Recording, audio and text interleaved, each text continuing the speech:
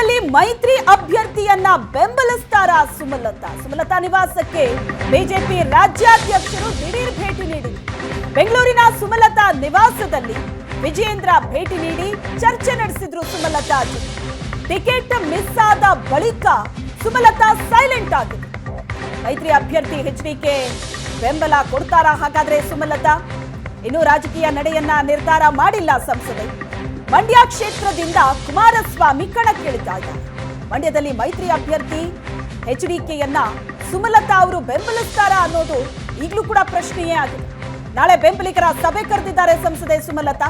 ಬೆಂಬಲಿಗರ ಜೊತೆ ಚರ್ಚಿಸಿ ತನ್ನ ಅಂತಿಮ ನಿರ್ಧಾರ ಏನು ಅನ್ನೋದನ್ನ ಸುಮಲತಾ ಪ್ರಕಟಿಸಲಿದ್ದಾರೆ.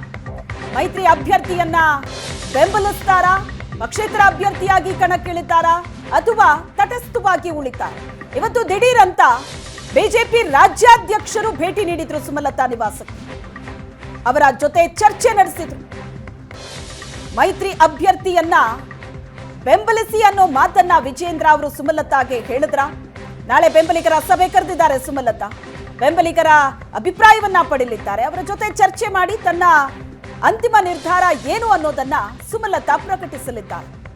ಸುಮಲತಾ ಅವರ ರಾಜಕೀಯ ನಡೆ ಏನು ಅನ್ನೋದು ಈಗಲೂ ಕೂಡ ಬಹಳ ದೊಡ್ಡ ಕುತೂಹಲಕ್ಕೆ ಕಾರಣ ಆಗಿದೆ. ಪಕ್ಷೇತರರಾಗಿ ಸ್ಪರ್ಧೆ ಮಾಡುವಂತಹ ಸಾಧ್ಯತೆ ತೀರಾ ಕಡಿಮೆ ಇದೆ. ಹಾಗಾಗಿ ಸುಮಲತಾ ಅವರ ಮುಂದಿನ ನಡೆ ಏನು ಅನ್ನೋ ಪ್ರಶ್ನೆಗೆ ನಾಳೆ ಉತ್ತರ ಸಿಗಲಿದೆ. ಸುಮಲತಾ ಜೊತೆ ಸಾಕಷ್ಟು ವಿಚಾರವನ್ನ ಚರ್ಚಿಸಿದ್ದೇವೆ. ಸುಮಲತಾ ನಮ್ಮ ಜೊತೆ ಇರ್ತಾರೆ, ಒಟ್ಟಿಗೆ ಕೆಲಸ ಮಾಡ್ತಾರೆ ಅಂತ ಸುಮಲತಾ ಭೇಟಿ ಬಳಿಕ ವಿಜಯೇಂದ್ರ ಹೇಳಿಕೆ ಕೊಟ್ಟಿದ್ದಾರೆ. ದಿಢೀರಂತ ವಿಜಯೇಂದ್ರ ಅವರು ಸುಮಲತಾ ಅವರ ನಿವಾಸಕ್ಕೆ ಭೇಟಿ ನೀಡಿದ್ರು. ಇವತ್ತು ಬಿಜೆಪಿ ಜೆಡಿಎಸ್ ಸಮನ್ವಯ ಸಭೆ ಇತ್ತು.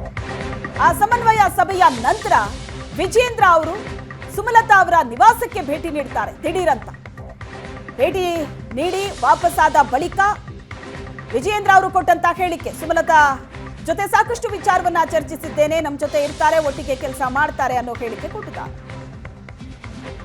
ಮಂಡ್ಯ ಕ್ಷೇತ್ರ ಸಂಸದರಾಗಿರ್ತಕ್ಕಂಥ ಸುಮಲತಾ ಅವ್ರನ್ನ ನಾನು ಕೂಡ ರಾಜ್ಯದ ಅಧ್ಯಕ್ಷನಾಗಿ ಭೇಟಿ ಮಾಡಿ ಅವ್ರ ಜೊತೆ ಚರ್ಚೆ ಮಾಡಬೇಕಾಗಿರ್ತಕ್ಕಂಥ ನನ್ನ ಕರ್ತವ್ಯ. ಬದಲಾಗಿರ್ತಕ್ಕಂಥ ರಾಜಕಾರಣದಲ್ಲಿ ಇವತ್ತು ಮಂಡ್ಯ ಲೋಕಸಭಾ ಕ್ಷೇತ್ರವನ್ನು ನಮ್ಮ ಕೇಂದ್ರದ ವರಿಷ್ಠರು ಜಾತ್ಯತೀತ ಜನತಾದಳಕ್ಕೆ ಬಿಟ್ಟುಕೊಟ್ಟಿರ್ತಕ್ಕಂಥ ಸಂದರ್ಭದಲ್ಲಿ ಸಂಸದನ್ನು ಭೇಟಿ ಮಾಡಿ ಅವರ ಸಹಕಾರವನ್ನು ಕೇಳಬೇಕಾಗಿರ್ತಕ್ಕಂಥದ್ದು ನಂದು ಕೂಡ ಕರ್ತವ್ಯ ಇದೆ. ಸಾಕಷ್ಟು ವಿಚಾರಗಳನ್ನು ಚರ್ಚೆ ಮಾಡಿದ್ದೇವೆ. ಸುಮಲತಾ ಅವರು ಕೂಡ ಸಕಾರಾತ್ಮಕವಾಗಿ ಸ್ಪಂದನೆ ಮಾಡಿದ್ದಾರೆ.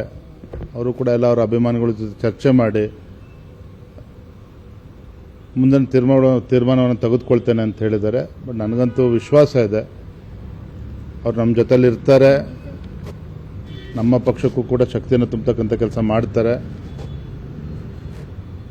ಇದು ಅವರಿಗೆ ತಾತ್ಕಾಲಿಕ ಹಿನ್ನಡೆ ಅಂತ ಅನ್ನಿಸ್ಬೋದು, ಆದರೆ ಮುಂದೆ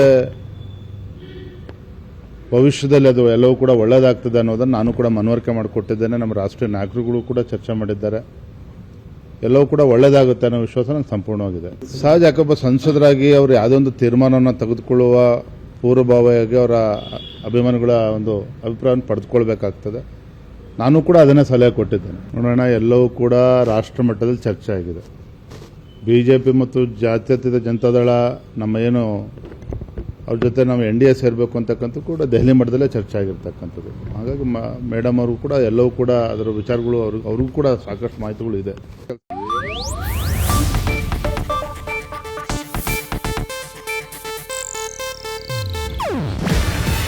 ಇದು ಏಷ್ಯಾನೆಟ್ ನ್ಯೂಸ್ ನೆಟ್ವರ್ಕ್ ಪ್ರಸ್ತುತಿ. ನೀವು ನೋಡ್ತಿದ್ದೀರಾ ಏಷ್ಯಾನೆಟ್ ಸುವರ್ಣ ನ್ಯೂಸ್.